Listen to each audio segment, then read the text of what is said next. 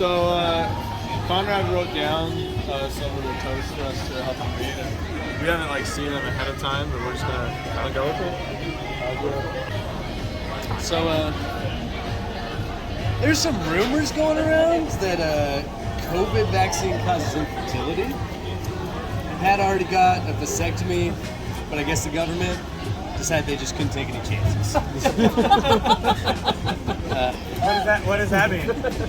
When Pat was born, his parents were hopeful he'd become the next Quentin Tarantino. But after his head got run over as a child, they ended up with an autistic M. Night Shyamalan. I don't know if you guys know this about Pat, but he got fired from all of his jobs.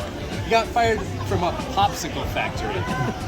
He even got fired from a fake job at the pizza factory. Wasn't fake, did get fired. Let's not focus on that. But probably most shameful though, he once got fired from his job at the mortuary for losing his virginity at work. I think that technically I'm still a virgin, and it's up for the people to decide. It's funny. Pat and Kendra went to high school together because this wedding actually reminds me a lot of high school. It reminds me of when the hot girl would take that special needs kid to prom. So, yeah, I love you, buddy. Hey, guys, thank you so much for coming out. This was really cool. It was a really great night. And so glad that we could all be here together. I think you like what the good ass. Thanks. Hey, Shay, nice roast. Fuck you. Fuck you. Good job on the roast. But you're my best man, so. Before I start out, this is all Conrad's idea. Nothing that I'm saying indicates how I feel about you at all. But I would have to say that if they sold an insecure piece of shit costume at Spirit Halloween, it would look like you. And honestly, here's the thing. So funny.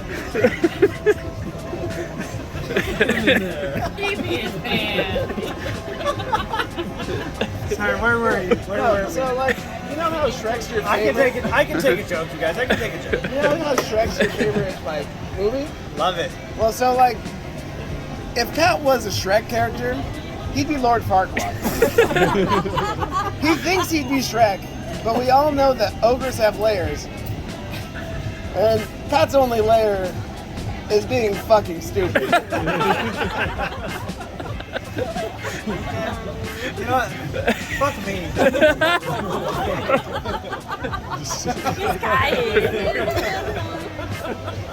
But Pat, one thing that I know for certain about you is you have the biggest balls I've ever seen. And let's be real here. Pat's balls are so big, he has to use Google Drive to send a dick pic. Seriously. Pat, And I do. Pat, I love you a lot, man. You're one of my best friends. You've been through it all with me. So, two of the biggest balls I've ever seen. Congratulations, bud. It does look smaller in there, but. Conrad, you want me to say all of this? Yeah, go for it. Shit, okay. I should have probably previewed this ahead of time. I hope I do it justice. Connor, you are my oldest friend. I just hope I do it justice. I'm pretty sure I've known you longer than I've known Kevin. Yeah. It's my way of telling you that I love you. We go back to daycare. Okay. It all comes from a good place. Yeah, no, I'm loving it. I'm loving it. When people ask me what my brother Pat is like, I just tell them, picture my brother Andy. What if he was super short?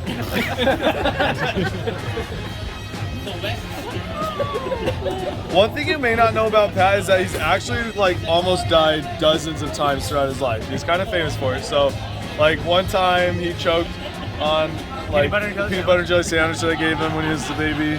And CPR. one time he got run over by my dad because he climbed under the car. Crawled under a car.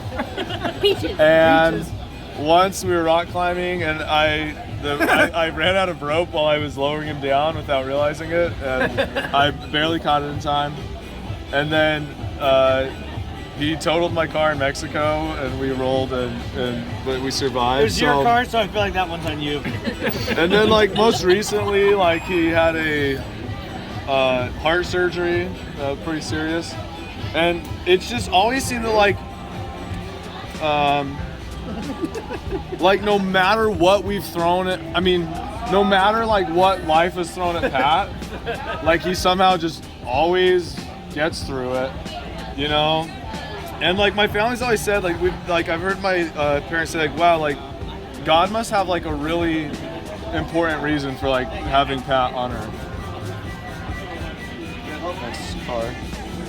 Looking back at looking back at my Was that end of thought? looking back at my I'm sorry. looking back at my own faith journey, maybe that idea is what finally led me to accept the reality that there can't possibly be a rational, loving God watching our universe. Oh,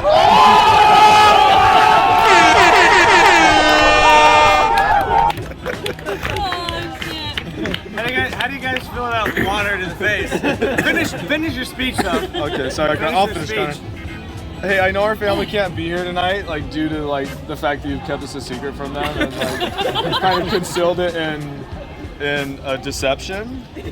I'm not gonna say shame. But I know if they were here, they would be so excited that Kendra is part of our family now. And like, sorry to go off script, Conrad. Like, I know Dad obviously like can't be here, but I know if he was here, he'd be like, "Pat, I'm so proud of you."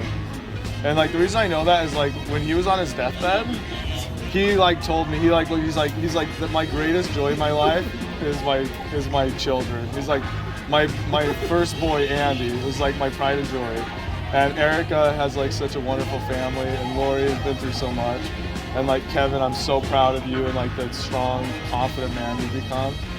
And like Shannon's the baby of the family, and like I'm so proud of who she is. You just went from 4 to 6. And like hearing him say that, I just feel like he would probably be so proud of you if you were here today, and like just hearing those words from him.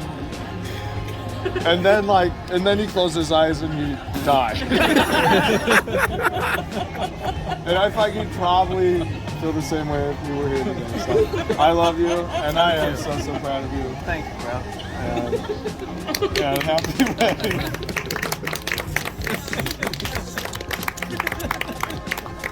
All right. Hey guys, good job on the roasting. I can't wait to get to the toast. I got some more. I'm gonna love the toast. You guys, so good on the I roast, think you you'll like what I have guys. to say, dude. Connor Okay. gave me some really nice things to say about you. So speaking of Pat's dead dad, so Pat's dad was so rich that when he died, he actually left Pat a small fortune. He left him some expired Krispy Kreme coupons and an autographed copy of the 2002 Senior Directory. Shout out to senior directories. Shout out to senior directories. You need a phone directory and large enough print. That's mine.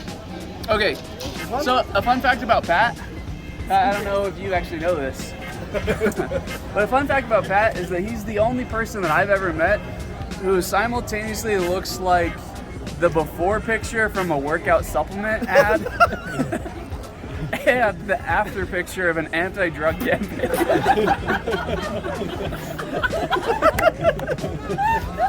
Conrad wrote that. Oh, God, Brad. All right, I figured I'd end on something nice. Pat's a comedian. So I Thank you. Good speech. Good speech. So what do Chris Eric Farley? Williams, hang on, everybody. Hang on. What do Chris Farley, Robin Williams, and Pat all have in common? They're dead. None of them are funny anymore. That's all I got. So Hey, congrats, everybody. Congrats. Hey, good luck, Kendra. Congrats, Pat. Congrats.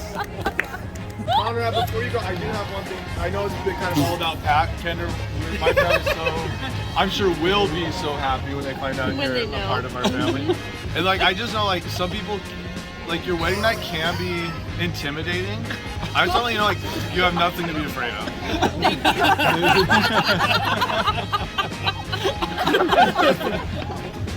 So, Pat, you and I, we met when we were very young, and we have been best friends for 25 years. Yep. And we've had a lot of great memories together. We do.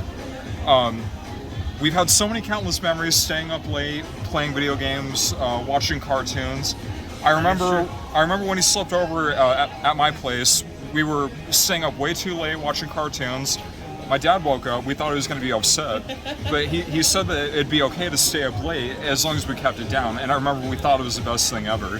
I was like incredibly blown away and excited. I was like, I remember thinking this is the best day of my life. Age seven. In elementary school, we had a DARE assembly for anti-drugs, and I remember we promised each other we would never drink, smoke, or do drugs, but we all know how well that turned out. We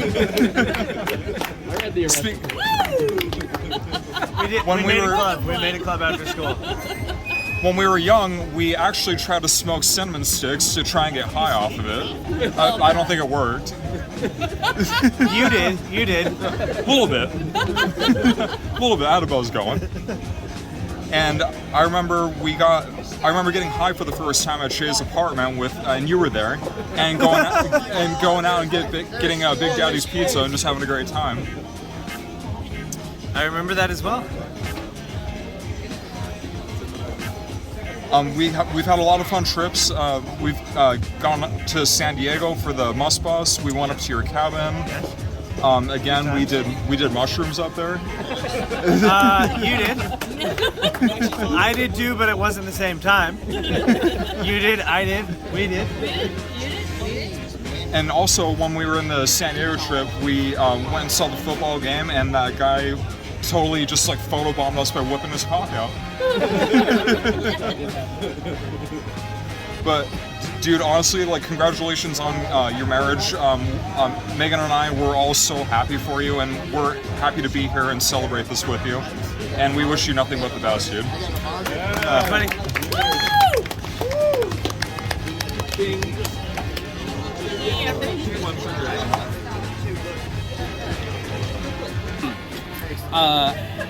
I really couldn't prepare anything because me and Pat he is my oldest friend, and there's not a lot that we haven't said to each other, not a lot we haven't been through together.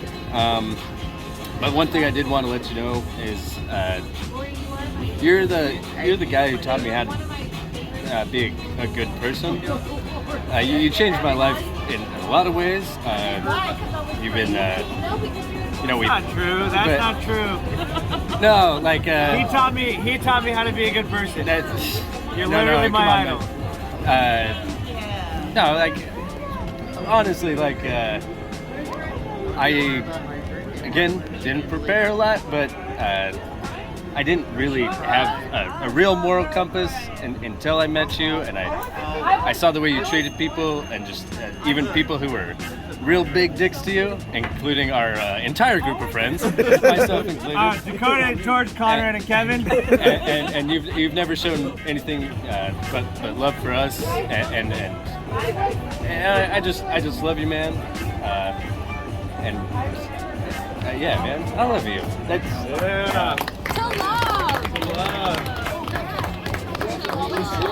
I'm really The strongest love at this table tonight. First of all, I don't know what Shay's talking about. Shay is my moral compass. Truly, there's nobody that I would look to more than Shay and Kevin for advice, for an example of how to be as a man. Honestly, you guys are the world to me. Dakota, Brown, the dojo, the Brown Wig crew, whatever you want to call it, our group of friends.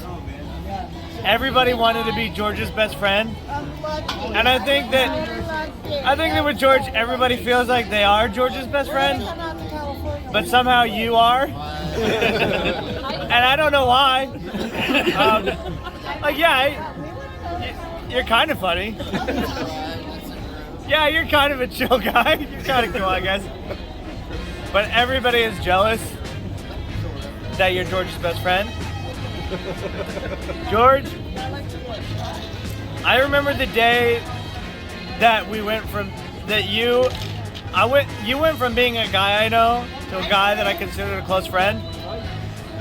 It was a party at my house. It might have been a birthday party, and like the 5 or 6 other friends of mine that were there were like incredibly and obviously and visibly uncomfortable.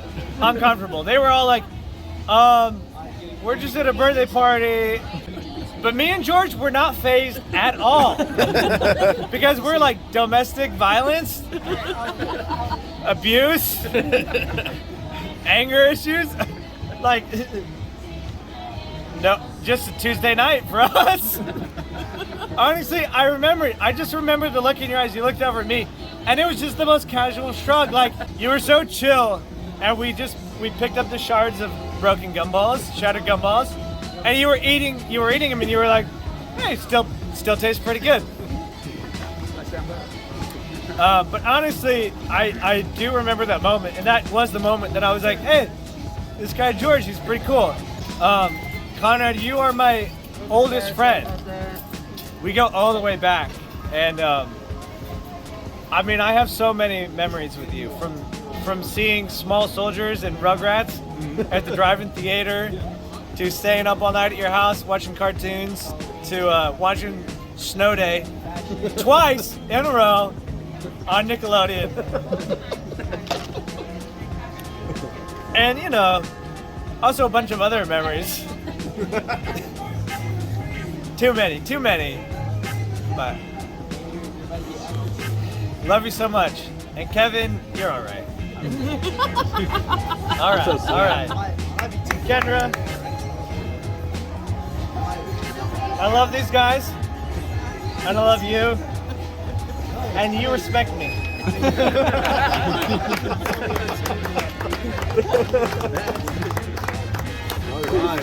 Truth.